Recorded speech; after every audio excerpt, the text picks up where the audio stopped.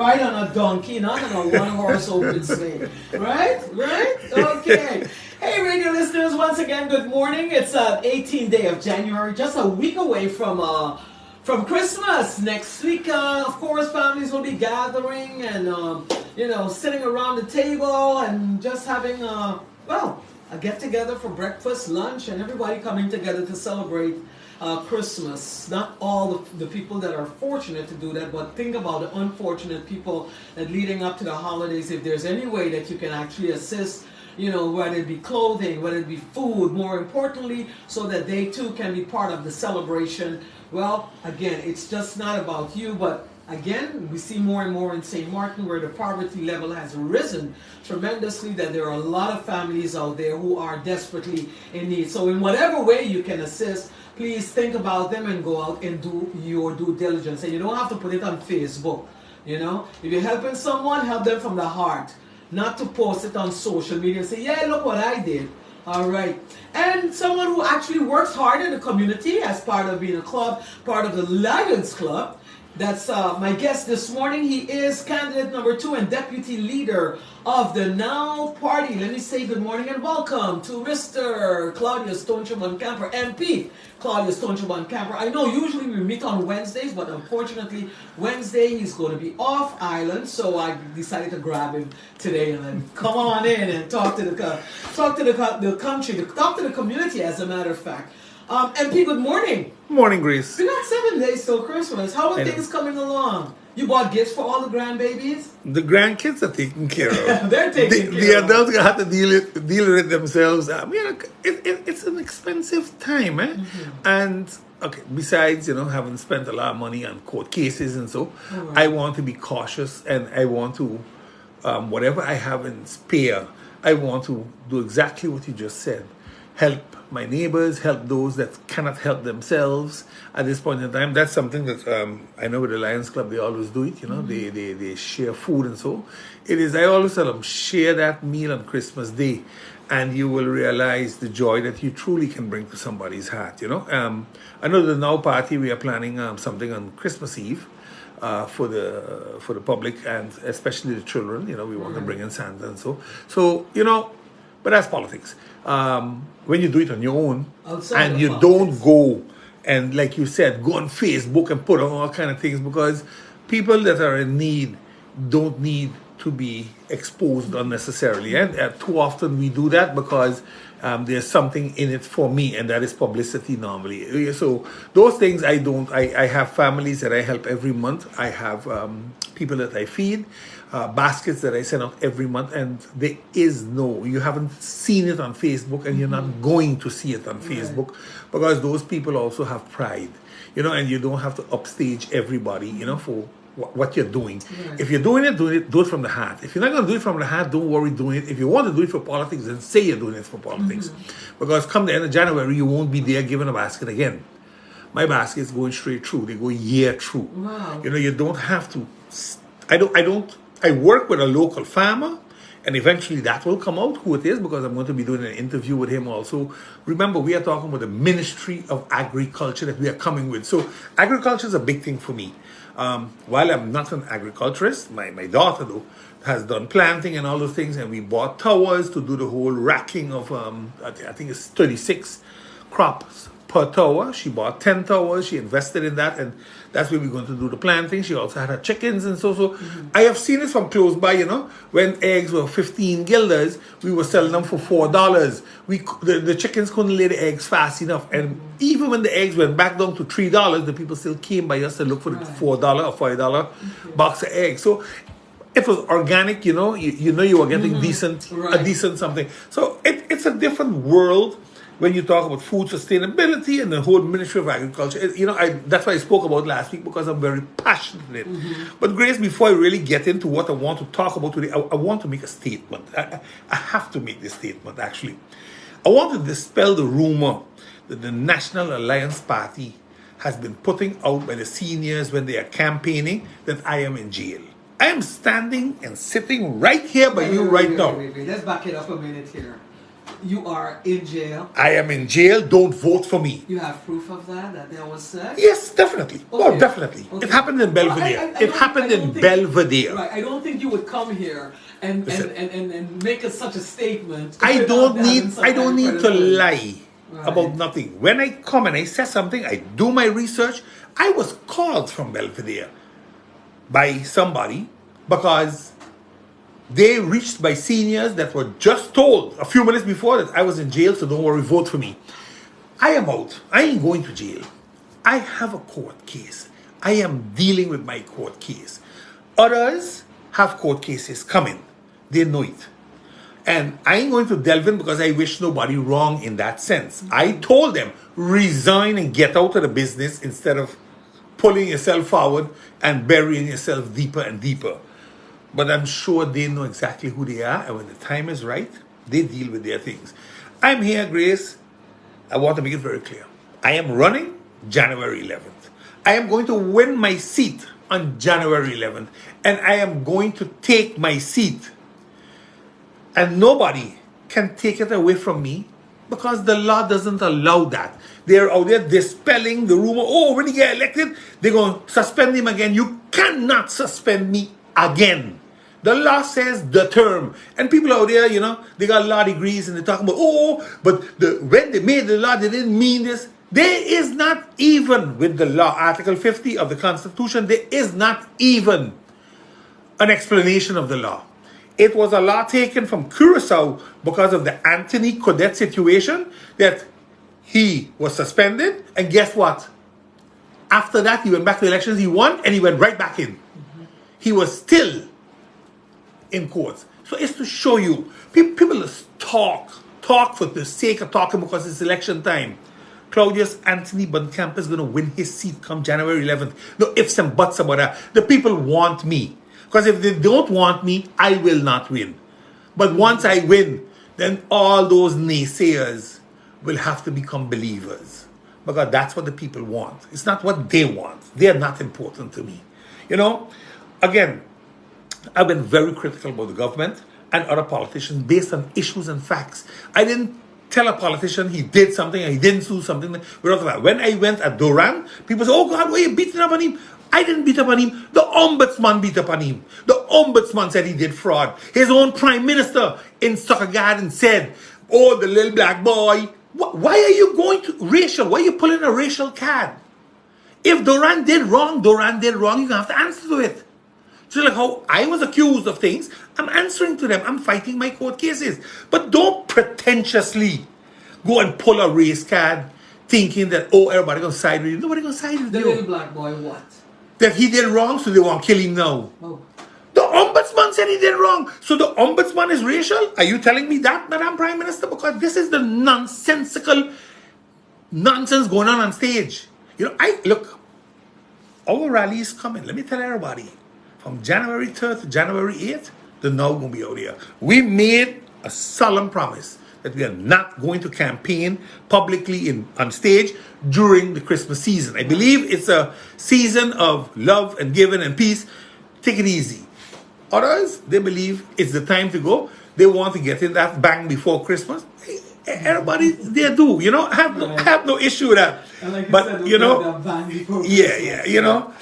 But it's clear when you see how many people coming at me that I am a serious threat for a lot of them out there. Okay. And I am one of them to beat. I want them to destroy. Why is it that you think people are so bent on getting you out of this race? Because I have no bones in my tongue. I will call a spade a spade. I'll give you a simple example. I saw a load of videos and... What is it what people want, though, boss? That people want the truth. People want... You are a very outspoken person. And that's why they will support me. Yeah. But those that have to block are going to do everything possible. Even lie. Even create stories. Right. I mean, look, yesterday, there was a rally in Anguilla.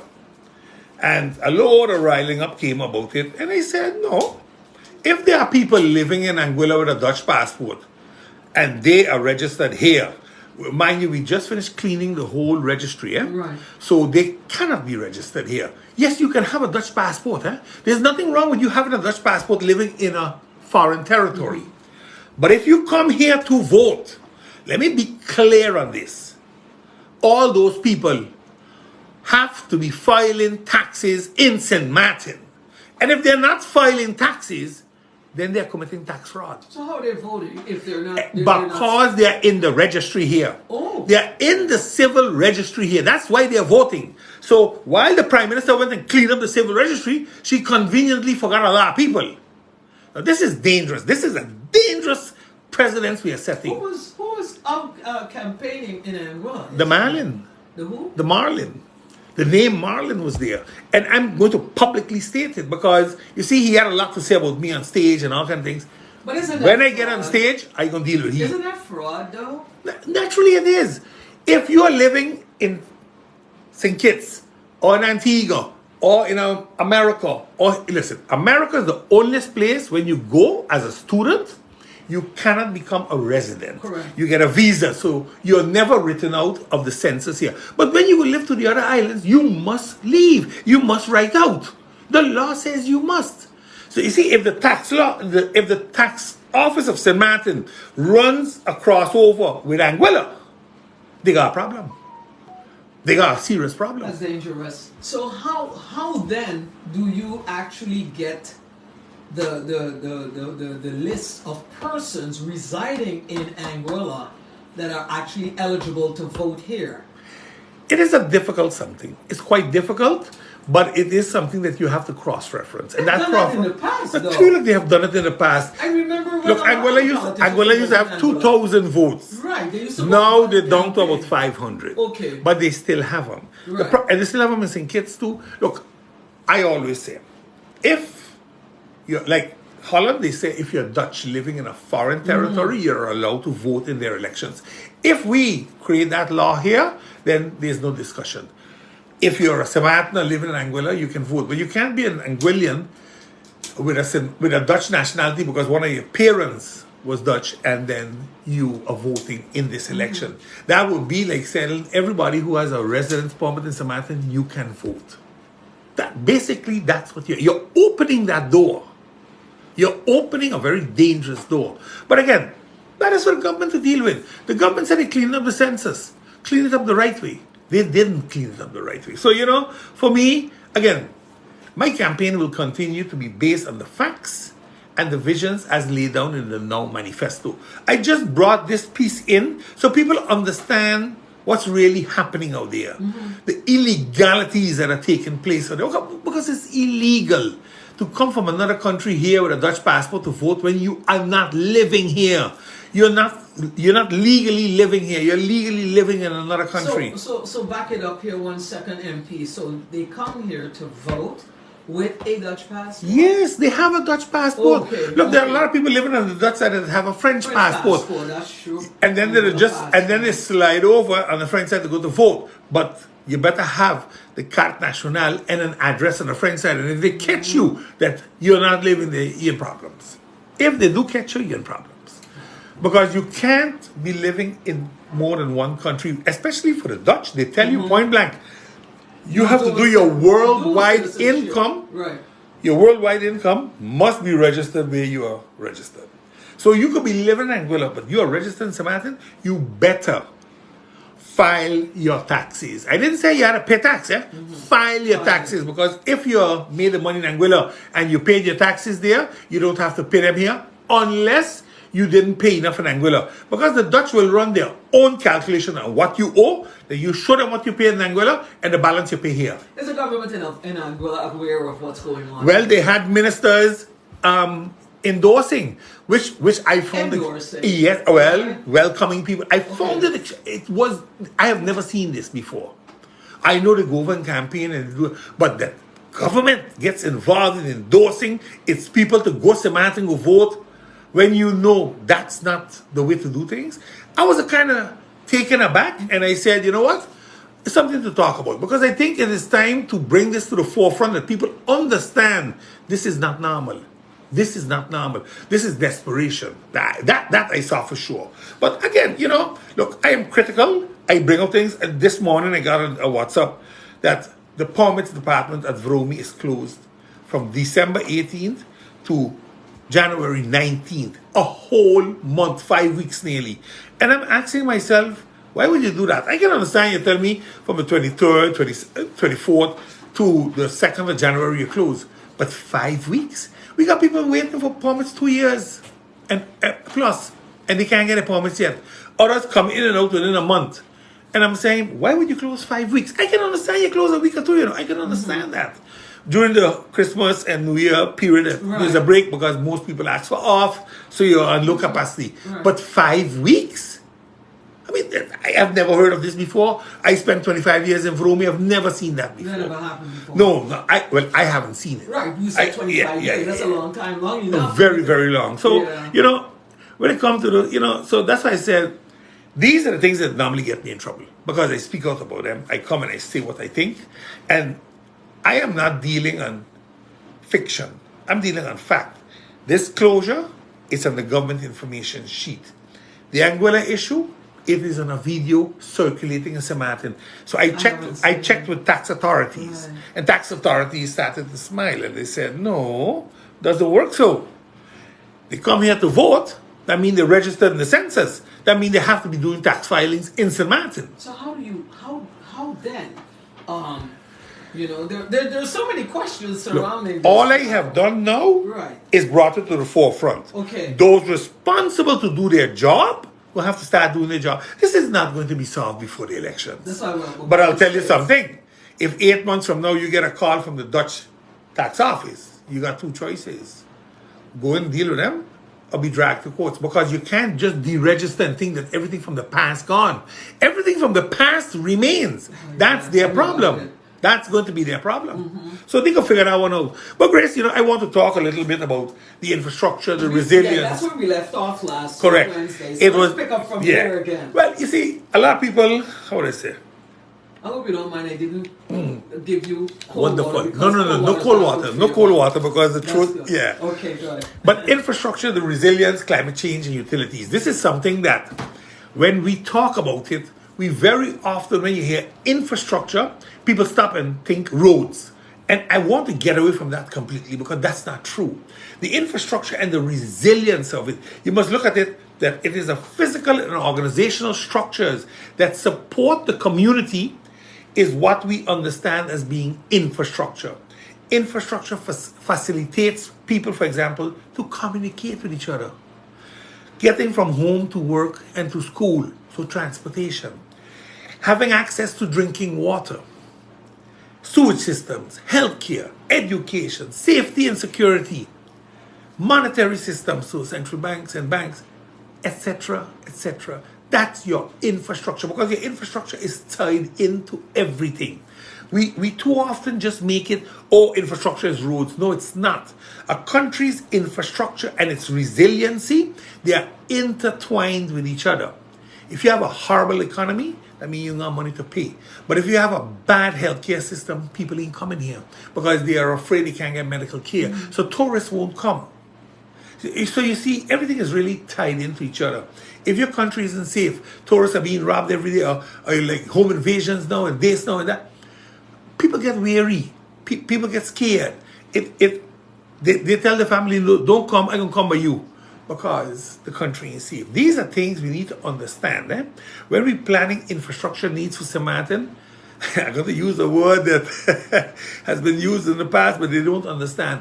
A helicopter view is necessary to understand which physical infrastructure needs and should be developed or improved to stimulate economic development while simultaneously providing a suitable living environment for the people. This is how the now sees this environment, this sustainability in this infrastructure, this resiliency. How do you build it? Now, I'm going to dedicate a few of what I mentioned above, because to go through everything, Grace, I'll be here till tomorrow. But now we'll make monies available to get some of the critical pieces ready, because we need to improve long term. You can't just do little fast fix. It's not a fix a flat. Fix the tire, otherwise it's going to leak again. And we have to look at how we can fix the impact of the quality of life and create opportunities for our people in Sint Maarten. That's what we really have to do. Now, how do we do that? One of the most critical things is land use, spatial planning. You have to understand what we're going to use the land for, how we're going to use it, how we're going to deal with waste and all those things, environmental protection, development with a house vision, update, upgrade the road network plans. All of these things fall under spatial planning.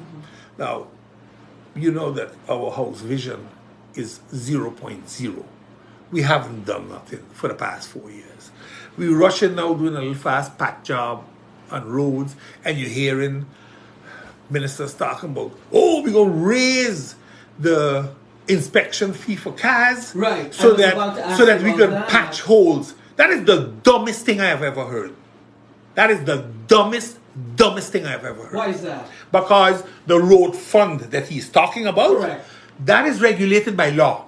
And Minister Doran spoke of it. All the monies that are derived from the road tax, that 11 million, should be pumped into the road fund as stipulated by law. But they don't want to do that. But it's not been happening. It hasn't happened.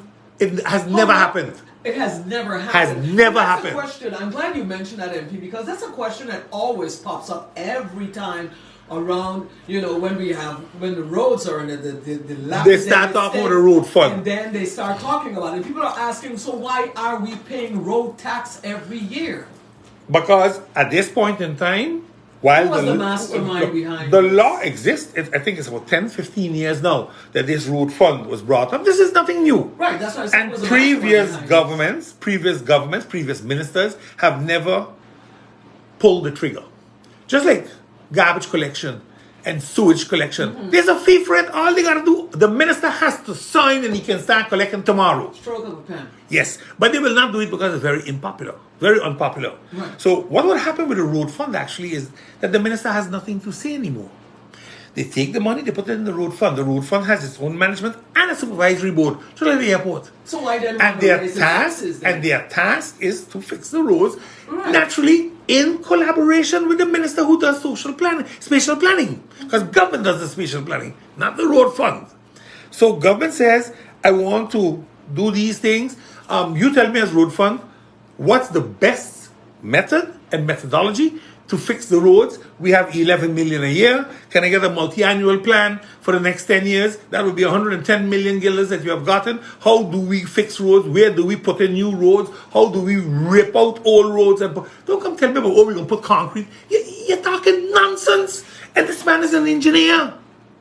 It baffles me. When I hear people talk so, I sit back and I say, are you serious, man? You cannot be serious. You know better. Why not concrete? Over asphalt? No, not over asphalt. Concrete on the asphalt. On the asphalt. Yes. Right. That's what he went the right direction, stating that concrete lasts longer. That is correct. In America, even on the front side, they will put a layer. So normally when we build roads here, because of the 2 million guilders a year we build 10 centimeters of base course of 15, and then on top of that we put 2 layers of asphalt totaling maybe 5 to 8 centimeters. Okay. On the front side, the base course is already 35 centimeters, hardly compacted. In America, they put nearly 1.5 feet, 18 inches of concrete, and over that goes asphalt. Wow. So if the asphalt damages, there's a hard base, no water, nothing damaging it. Hard surface there. It's hard. So again, it is the money you put into the road surface, the road network, the foundations that will give you longevity. To say, we will just put concrete because concrete lasts long, it sounds nice, but it is not the answer because concrete slips like hell. And asphalt was the reason that they put it because asphalt has a better grip for cars. Correct. And we are a very hilly country. Anybody that can remember the old days of going to Oyster Pond when it rained, you just wheel spin it, but you ain't going no place. Can't get up that hill, boy. That's concrete. That's concrete. That's okay, concrete. right. So there's a reason why we use asphalt. So, the next time when you're going to make those type of statements, do a little research. Just do a little research. It embarrasses you from talking and saying things that are not correct.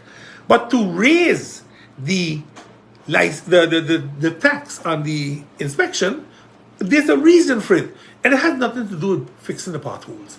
It had to do with the big trucks, the heavy equipment cannot really be tested. So we don't really know if it's roadworthy, yes or no, because the present inspection center can't do it. So there's going to have to be a built-on or a new one, whatever they choose to do, that can really handle the bigger ones. My preference was create a whole new one that can do the heavy equipment and cars, and do that one maybe in Cold Bay, so that you spread the love with traffic, going towards the center, and you spread the wealth. So you're saying something that I'm somewhat baffled that these big these loaders, these trucks, these container trucks, and everything, they're not tested? Some of them are, but not all. Because the system that they have is not big enough to test them. Yes, it's not big enough. The cranes and all those things, they cannot test them. The cranes that you see booming up all over, they cannot test them. That's dangerous, though. It is, but, listen, in other countries, you don't always have testing centers. We've seen what happens when these vehicles are not tested. Well, faulty brakes. Brakes is the biggest thing. Right. It's mostly the biggest thing. But again, Grace, these are things that you have to really look at.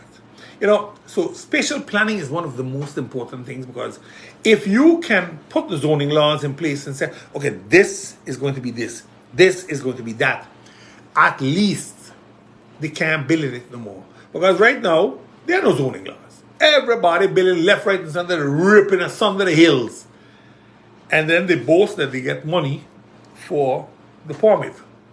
But the damage you're doing ecological, environmentally, is unrepairable nearly. And this is something we have to watch carefully. When you look at waste management, because that's one of the biggest problems in Sint Maarten. And when I say waste management, I've been there, Grace. I worked it for 20 plus years. And you get a few million guilders and they tell you, fix the garbage. So you put contracts to collect it, but when it reaches to the landfill, all we can do is throw it on the landfill, run heavy equipment over it to compact it, and then throw sand over it. Eventually, this started to give us a big problem with fires, and in 2018, it really got out of control. February 2018, for 5 days, it burned non-stop because fuel was thrown on the landfill, and they lit the landfill. They called it the ring of fire. It burned for 5 days. They were even looking with Puerto Rico to bring in helicopters to throw water because they couldn't stop it. Not a French side, not a Dutch side.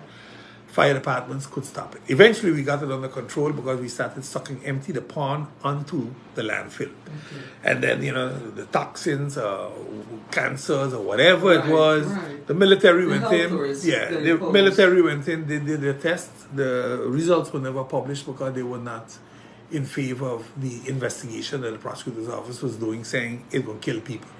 So they never published it. Wow. So, but I can say it because I was there. That fire is what caused my whole investigation. Because they say I tried to kill people in Sint Maarten with a fire in a landfill. While the contractors that were running it gave statements of basically who might have done it and why they did it. Mm-hmm. But let's put that aside. Let's go back to politics. To the waste. There's no more time to waste. There is no more time to waste with waste because it's getting bigger. It's not getting smaller. And whatever was said to us back in 2018 by the NRPB and all their consultants, we are 5 years further. We're going into a 6th year now. And absolutely nothing has happened. That the fires stopped on the landfill, that is because of the public works employees. Don't leave nobody try to fool them and say, Leah Danya, Jean Scamine, Victor Samuel, those are the people that have worked their backside off on that landfill day in, day out to make sure what we have today is there. Then you hear this cry in the wild about, Christopher Emmanuel created the Irma landfill. Let me dispel that now. Claudius Buncamper was the head of public works when Hurricane Irma struck. Mm-hmm. And Christopher Emmanuel was the minister. When the hurricane came, the EOC was called into life right away, and we had 3 or 4 days of looting. If you can remember, mm-hmm. The governor got involved because While the Prime Minister asking for help, the military just standing by, and they were looting town and Simpson Bay until they were cleaning it out. The governor got involved and they started having meetings. The governor, with all the core of ministers, they would meet in his office, and then the Prime Minister would come back with the governor and the Marines, and they would sit with all the people that are EOC representatives. It was, that time it was myself. I represented ESF3, and we got an instruction because we were creating landfills all over the island. We were stockpiling the garbage all over the island because we couldn't go to the landfill itself. And then it was decided we're going to use the ball field, the football field, beside the Little League Stadium. This was a decision that was from taken the in the EOC, okay, led by the Prime Minister of Sint Maarten, Mr. William Allen. And all these stories about, they told Christopher to go and use the quarry in Hope Estate that belonged to GB, utter nonsense. I called the management of GB to verify it again because I know for a fact I can't recall that ever passing me. And his answer was, never happened, never requested. Only people requested to use that land up there was the Charlotte Brookson Academy. And they turned it down. They turned that down. They said, since Mr. Brookson has Emilia Wilson, take a piece of land there, the school is in your mommy's name. Okay. That's what happened. So to go out there and you hear this minister screaming there like Christopher Emmanuel did it. Christopher Emmanuel was there from September 2017 to January 2018. After that, Mr. Emmanuel wasn't there. That landfill built up itself now to 15, 20, 25 meters for the past 4 years under Minister Duran. But yet we want to blame Christopher Emmanuel for it. I mean, come on, man. Let's at least just be honest.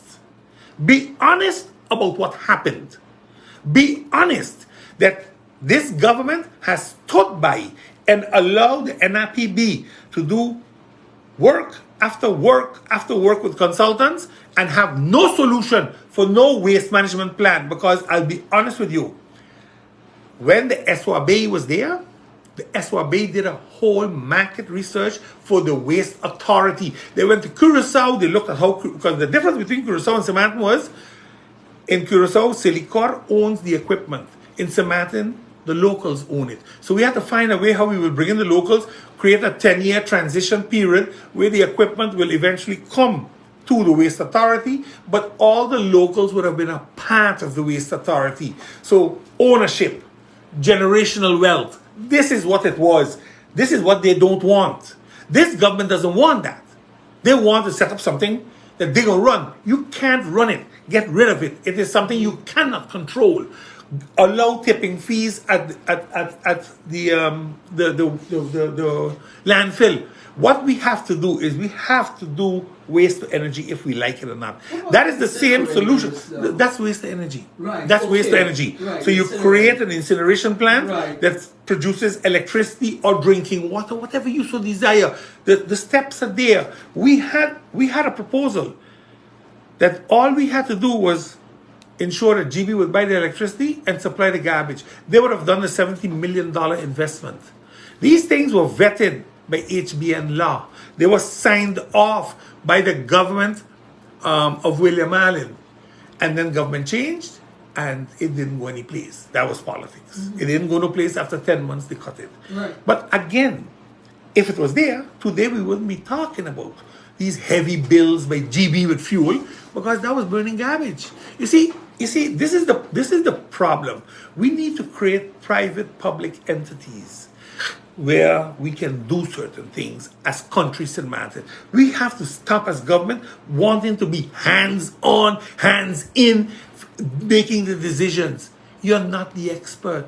Let the experts do their work. You know, that's why the airport is arm's length, the port is arm's length, Tailem is arm's length, because if you would allow it, if you could remember the olden days, commissioners them used to run the show. They used to run the show, not the professionals. So, you know, look, to get rid of these things, we have to ensure that we do it the right way.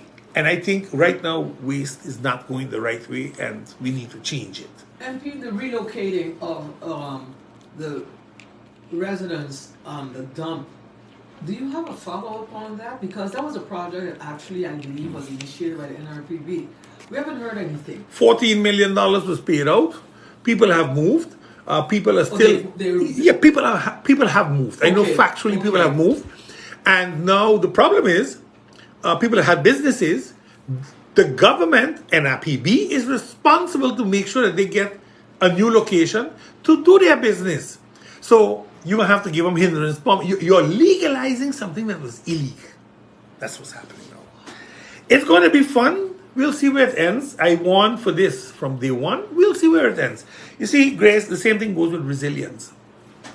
Sint Maarten has improved in a lot of places when it comes to preparedness. However, we have seen that we are not storm ready in the last few years. And when I say storm ready is we have no storm water pumps. So every time we're scrambling when the rain's coming or when the storms are coming, a lot of equipment is not working. People don't want to go the extra mile because government is a bad pay, and then government tell them, oh, you owe taxes, so nobody really wants to engage and do these things. And considering climate change and the unpredictable patterns we have seen with hurricanes. I mean, look at the high winds we have now. Not before Christmas, we do have winds, but not 35 knots an hour. This is really a whole different thing. You see what just happened? In Florida. Florida is being beaten. Yeah. Over the weekend, they were beaten with winds and rain. Something very uncommon. But again, the patterns have changed. Climate change is a reality for us. And we need to understand how we're dealing with it. And I don't know if the experience that we had over the past 10 years has been properly put into the books of preparedness and say, hey, these are the things we got to watch. These are the things we got to do. I can recall when I was there, I was working with VNGE. That's a group from the Netherlands, the gemeentes, and they were doing a good job. I will not say that, nothing was done. No, they were doing a good job, but I can't give you the end result because I wasn't there anymore. But I do believe that there's a lot more to be done when it comes to stormwater management, green energy, and the infrastructure in general. I think changing the building code, MP. They have done some of that. They have changed some of the building codes, especially for the steel structure buildings that gave away with Irma. They looked at that and they said, okay, we need to change it, and that has been done to my knowledge. And they're very strict in Bermuda. Yeah. Bermuda has a very strict building code. Yeah. Well, Bermuda always gets a hurricane. They don't duck every season. They in that part there. When she swings up the eastern border of America, But again, green energy, I think, is something that resilience calls for. While we are so dependent right now on fossil fuel, we need to seriously start looking at solar energy, wind energy, and even geothermal energy if so desired. But I'll touch that if time permits. I'll touch that a little later. But climate change, this is something I am most scared of. And the reason for that is because we live with water all around us. And one of the most predictable things with climate change is the rise of the water level. The two, North and South Pole, they are melting. And the water is rising. Is going to make the water rise. And when that water rises, Sint Maarten is going to flood in certain locations. If we like that or not, I think Nature Foundation did a study on this. 2050, 2080, basically Simpson Bay is gone, part of Lowlands is gone, part of town might be gone. And if we don't do nothing about it, because living below sea level is nothing new for the Dutch. Half of their country is underwater, under sea level. Do you remember after, which hurricane was it? I think after the passing of hurricane, that dangerous hurricane in New Orleans, what was it again? Katrina, yeah. They brought in experts from the Netherlands to build the dikes. Yes, the dikes to protect them. But this is something that we have to start thinking on. Sure. Now, the thing is, the first thing you're going to hear people say, okay, but what does that mean for the country? Because we are tourism. Well, 50 years from now, you might not be tourism because we might have winter here. We don't know.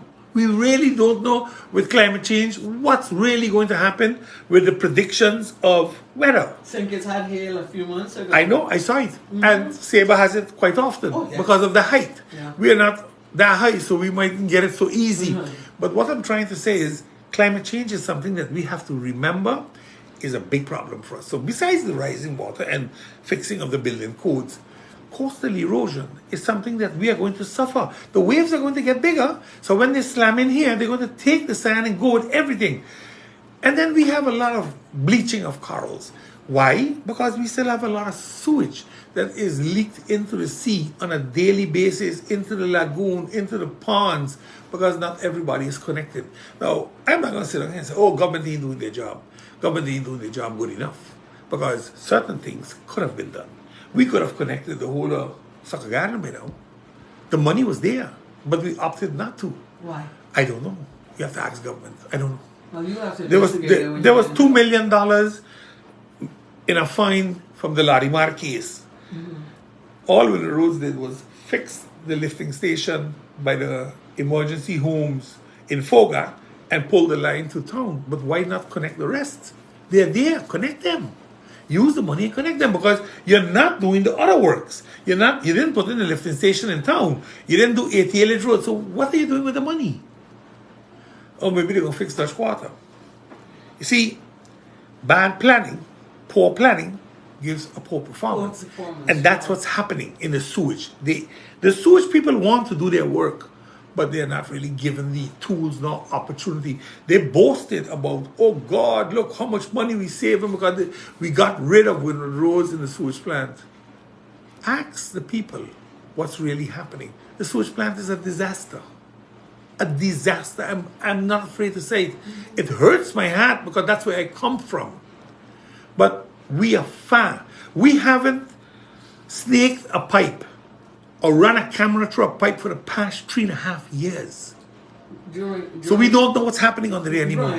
Right, right. During your term in as in Vromi, you saw all these critical issues. What were some of the measures that were being taken to remedy them? Well, we had contracts, and in the contracts, no contract is rock solid. You learn as you go, you realize, hey, I can take this out, but I got to put this in. And like we had everything digitalized, and we had a camera system. We would go into every line. We have kilometers, tens of kilometers of sewage line. We run the cameras through them. We take pictures. We database these things. They haven't done that for the past 3.5 years, so they have no clue what's happening out here. So when you see water going up all over the place, it's because most probably something blocked and we didn't do preventive work. This is unfortunate. Now there's a tender running to go do more work at the present sewage plant. But the present sewage plant is not even a decent 10 years old. So what kind of remedial work you have to do? It's bad maintenance. You're not maintaining it for the past 3 years. Like the pumps? That's a joke. That's a complete joke. Before I left, we were busy with ABB for the pumps. I gone 4 years. Nothing happened yet. But they're going to blame me and tell me, oh, you were there for 20 years, you didn't do nothing. I left it ready to be done. But I had to leave. I was elected to parliament. And the follow-up was there. But you see, what people don't understand is the department head doesn't do it. It's the minister that carries the responsibility and has to sign it. I can wish it, but I can't make it. Okay. That's the big difference. Right, right. You see, like in my case, they told me, I gave, let me use the Prime Minister's term, the poor little black boys from Soccer Garden a job. I wrote the advice. That's correct. I even spoke with them. That's correct too. But I didn't give it to them. The minister signed it off, and the governor sanctioned it and put it into law. But they say I did it. That means I was the government. You see, and these are the things that people don't understand, that while civil servants can have influence, they don't have ultimate power. And we shouldn't portray that, because it's not true. No one civil servant can do anything. He has to have the help from the ministers and finance and the governor. So if everybody fall for it, that means they ain't doing the work and nobody checking nothing. So again, you have to understand how the operation works in government. I think, the protection... I'm glad you're breaking it down so people understand exactly the protection of our environment the natural environment is a critical part of the now's vision. We believe that you need a vibrant, inclusive, and self-confident community. And the environment plays a major role there. Because if you put them in a concrete jungle to live, all they will know is concrete. They won't understand greenery. They won't. Yeah, think on it like this. Take somebody from in the middle of America, never see the sea in their life, and they reach Florida and they see the ocean, and they say, "But this is a whole new world for me." Take a man who's serving life in prison and then finally gets acquitted and gets out, and the first time he sees grass. Exactly. Something similar to that. Our natural environment also plays a very critical role in mental health, in mental well-being. Wow. In order to achieve this, the country must do a few critical things right now. And the things that I believe the country must have in place is zoning laws. I think that's sitting at the top. They really got to do that. Protection of the groundwater from contamination by tackling the source. All the wells in Sint Maarten, no exceptions. How many are we talking are contaminated. I think we have 5 to 7 wells that are still open. We had about 30. We condemned majority of them. But those that we still have open are properly contaminated. So people just pull water for washing and so because they're throwing bleach and all kind of, but they're contaminated. Yeah. The water is contaminated. We gotta protect our open waters. Think the corals. But these are the things that can save us after passing of a hurricane. But look, I remember. That's what they tell you: boil everything. Yeah. Boil all the water. There's a well up there in Ebenezer, back in the back way up in Ebenezer. I remember after hurricane, it was Irma. We used to go up there with the buckets, get water. I think, like the running sewage. Oh my gosh. No, I think one of our problems is we have too much of running sewage on our roads. And that running sewage eventually reaches into the ponds, from the ponds into the sea, and the coral is contaminated and bleached. Who is responsible actually for the sewage that's running on the road? Two groups. Vromi is one of them. We have to make sure, because the law says they should be tied into the system. So if there's a sewage line there, the government is responsible to tie them in. The second one is naturally hygiene. Hygiene has a role to play, because if people are running water on the road, it's coming from a source. Once that source is identified, hygiene steps in to stop it. Now there's always this pushing, no, take we, it's Vromi. And Vromi says, take we. Was the police? No. Someone from Vromi sat here in the and said, that's the police responsibility. No, it's not. It's not the police's responsibility. If we know where the source, if they said they're not doing it, then you call in the police for assistance. Because if it's an apartment complex, they shut it down. Everybody gotta leave. Can you turn off the water? Shut it down until you fix it. But government, again, like I said, when we speak of infrastructure, safety was one of them. Sewage was one of them. So yes, all of us are interconnected. But the lead going to deal with sewage, because Vromi is responsible for the collection and processing of the sewage, not the running on the street. That's where hygiene comes in, because hygiene is responsible for surface waters. They have a budget for it. Half of these youngsters that come in there don't know these things. But there's a budget. Oppervlaktewaterbestrijding. Oppervlakte, that's the sewage, surface water. Combating. Combating of surface waters. Surface water, right. And sewage is one of those, because it's on the surface, not on the ground. So again, there are budgets in place, but nobody really deals with it, because these are those unwanted children that nobody wants to touch because they're a problem. Because there's not enough enforcement to deal with it the right way. But it has to be dealt with. Think on the protection of our hills with all the deforestation, excavation, for the purposes of development. But are we now overdeveloped or not? Have we reached our carrying capacity or not? Studies were done 15 years ago. We know what they are. Yet we're giving away permits as if it's a joke, because somebody getting money.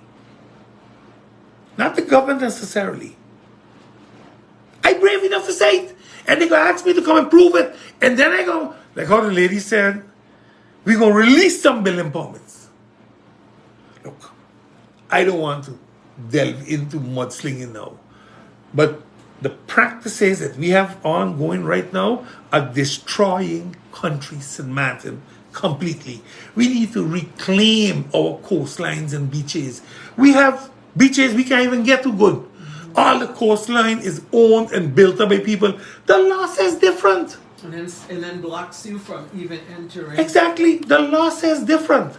And when Epic and Nature Foundation, and there was another one, they used to go and fight for it, the government staff used to shoot them down. So in that sense, Grace, we have a lot to learn yet, you know? But I agree, we need to deal with our Caribbean brothers and sisters when it comes to fighting all of this. Now, for me, one of the most important things is the utilities and the renewable energies. Renewable energy creation is not something new. Solar panels are not new to Sint Maarten. Windmills are not new. Gurang Maho, they have a complete solar panel park down there. It blew away, they build it back. But we ain't doing nothing. There's 200 million euros made available for economical transition and energy transition. For Sint Maarten? For Aruba, Curacao, Sint Maarten. Aruba, Curacao, Sint Maarten can get it. Aruba, Curacao already did energy transition with windmills. With windmills and all those things. Right. They have energy coming from a third party, coming from a natural source. We have none. And if we can bring in GB, because GB is the one that has to help do this. They're the ones that are doing this. We need to create a regulator that deals with how electricity is going to be done and who is going to be responsible. Remember, electricity, water, and telecommunications, those are basic necessities for this country. So everybody should have access to them consistently and at an affordable price and of good quality. Because we don't have that right now. We don't have consistency, we don't have a good price, and we definitely don't have the best of qualities when it comes to exactly what I just mentioned, the electricity, water, and interneting, so telecommunications. Now, if a regulator comes in, a regulator can say, okay, this is the criteria, this is the quality you have to meet, and if you don't meet it, you don't get a license. And that goes for everybody who's providing those services to the country. So then you can put stricter regulations on how electricity is done. Now, we want to step away. We just spoke of climate change. We want to step away from fossil fuels. Here you have 200 million. All Sint Maarten has to do is hand in the projects. You tell me nobody in Sint Maarten capable of writing a project dossier to ask for wind panels, for windmills or for solar panels and do a project for Sint Maarten that you know is going to be long term? Nobody seems to want to really talk about it. I mean, you're talking about it, but every time you put the question out there, I actually asked, why are we so hesitant, and why is it taking so long for us to actually consider going solar? It sort of like gets brushed off the table, like we're talking about it, we're still talking about it. There's nothing to talk about. It's the same like cannabis. What are you talking about? Everybody else is doing it. Are we blind, or are we protecting another source? Because that's the only reason you will not want to do alternative or renewable energy. Right. There is no other reason than you protecting, be it the fuel, be it the people that building the engines for GB, I don't know. But something ain't right. And they can say, oh, I just fear-mongering. Tell me why 200 million euros is lying there. The Dutch tell you, come, you can have it. No, there's no interest. The only thing they're telling you, it must be long-term and it must be sustainable. Now, solar panels are long-term, and they're going to get rid of the climate issues that we are having. We can't do it all, but at least we can do our part. And if we could get 30% or 40% of GB's electricity into alternative energy, we can still manage a grid that is sustainable and is regulatable. But we also, instead of paying $7 million every month on fuel, we're going to cut that by 40%. So about $3 million is now not going to be paid anymore. Now, $3 million over a year, that's $36 million you just saved on fuel. Do you know what that means for reinvesting or continuing the investment into alternative or renewable energy? People don't grasp what it is, but it's a lot of money. And for one reason or the other, it seems as this government is just simply incompetent. And they are hoping for the NRPB to do it. But the NRPB got their own agenda. The World Bank has their own agenda. So I don't see it happening. I really, really don't see this happening. And this is one of the biggest problems we have. Grace, listen, alternative energy, the sources, the benefits and the challenges, there is so much that can be done there not to rely on fossil fuels anymore. The now government will update the national utility policy and put in there primarily its focus on alternative energy instead of all this fossil fuel. No, we're going to put it that alternative energy is the energy source that we want to promote and move forward with. And just by the simple show what we can do with solar panels and start off there, and you can save so much money with GB. Say you save $1 million, it's 12 million more every year. Over 10 years is 120 million. You know what kind of park you could build with that? In Bonaire, they built a park for 30 million, 5,000 homes, getting electricity, 10,000 panels. So, go ahead. You know, these are things. When it comes no problem. When it comes to renewable energy, you know, $1 saved is $1 earned. Go out from that day, because remember, Sint Maarten has the right conditions. We have two main sources, solar and wind. A public-private partnership can do a lot for us here. Holland said, we want to be that partner. We're going to make money available through these programs.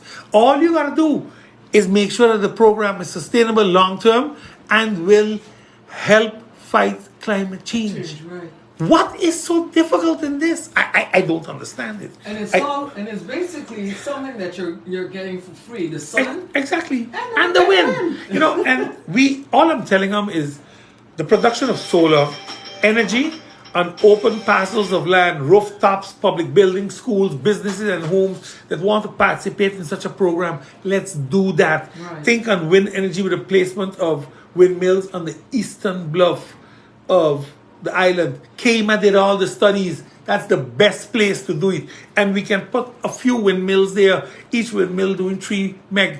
Put 5 of them, they got 15 meg. GB uses 55 at its best. So we have them.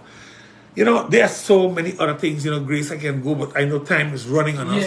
And I really want to... We'll continue on this, though, because this is a very important topic. I don't think we just leave it, drop it, and move on to something else. You see, what I just showed you here is, this is a way of creating wealth.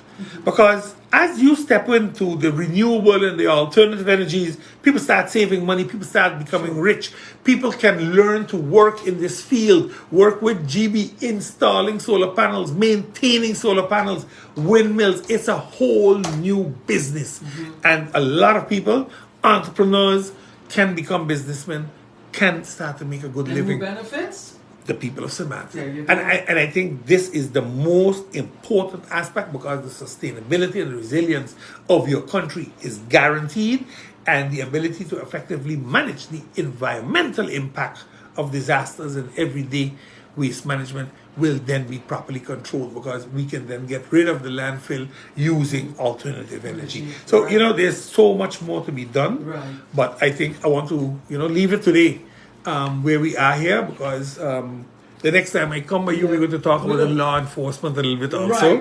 But I really think that we should I think you need to hammer this home, that the next time we continue to actually, you know, help people to understand the importance of, you know, the change in energy, of course, how we can... The transition, right? And how we can actually protect. It's just not energy, but it's actually protect the climate, protect the planet also. Exactly. How important Well, that is. climate change.